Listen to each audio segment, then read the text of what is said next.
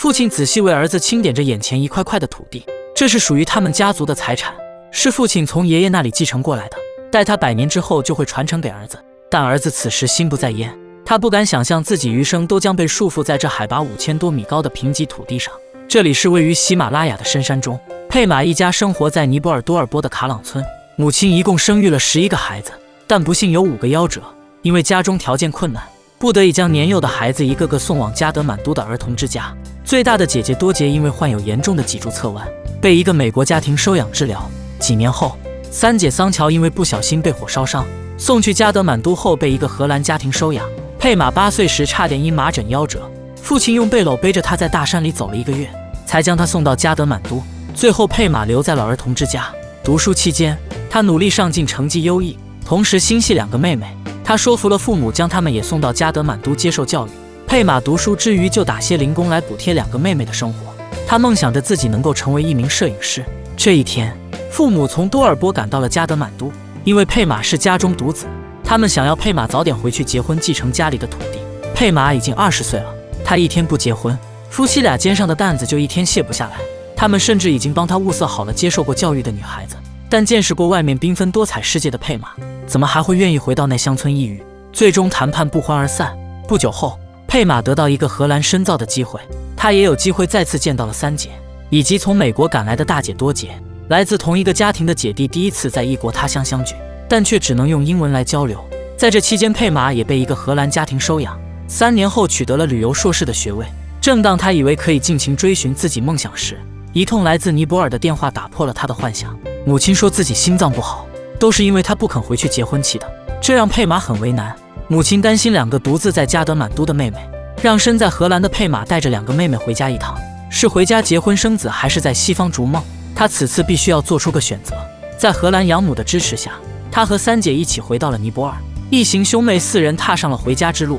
第一次出山时，父亲背着她和三姐走了整整1个月。现在大部分的行程他们可以乘坐飞机，只需徒步10天就能回家。虽然生于大山之中，但这条回家之路却是兄妹一行第一次经历。崎岖的山路上，他们只能跟着导游的马队攀上5000米的海拔，他们需要停下扎营来适应。难以想象父亲当时是如何背着2个孩子走完这条路的。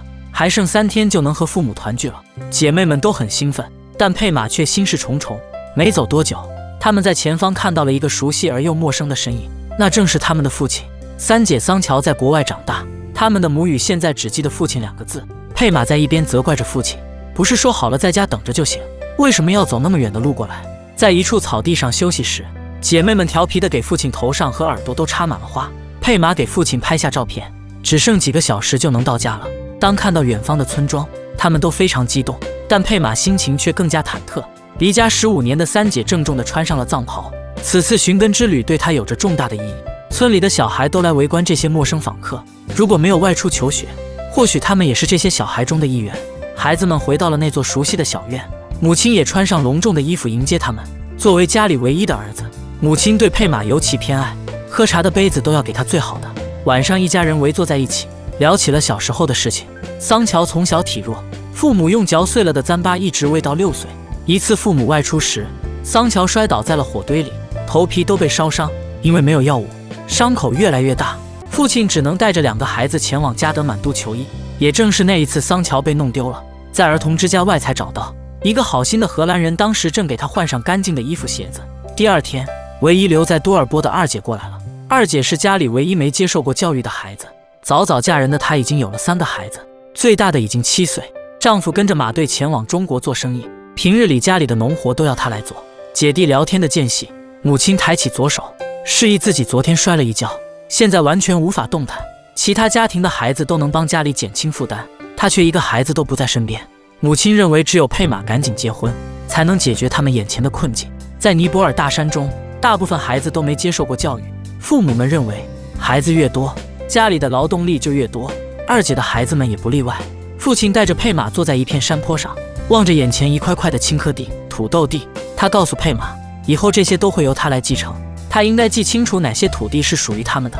在父母的观念中，传宗接代坚守这片祖先们的土地是多尔波人不能丢掉的魂。但对佩玛来说，她已经见过了更大的世界，这是传承和梦想之间不可调和的矛盾。如果是各位，你你们会怎样选择呢？父亲坚持认为，佩玛既没有经历过这里的苦难，也没有享受过在这片土地的乐趣。或许结了婚，他的看法会不一样。佩玛尝试说服父母，没有了电脑和书本，他的灵魂就等同于已经死去。他想把父母接到加德满都生活，这才是两全的办法。但是父亲同样不舍抛弃自己的房子和土地，这其中的分量也不亚于儿子的电脑和书本。儿子异类的想法让老两口非常难过。佩玛找到了二姐寻求帮助，她尝试想从二姐这里寻找突破口，让二姐帮忙照顾父母。她可以送二姐的孩子去上学，但二姐观念里根本没有送孩子去读书的想法。她甚至想生20个孩子来补充家庭劳动力。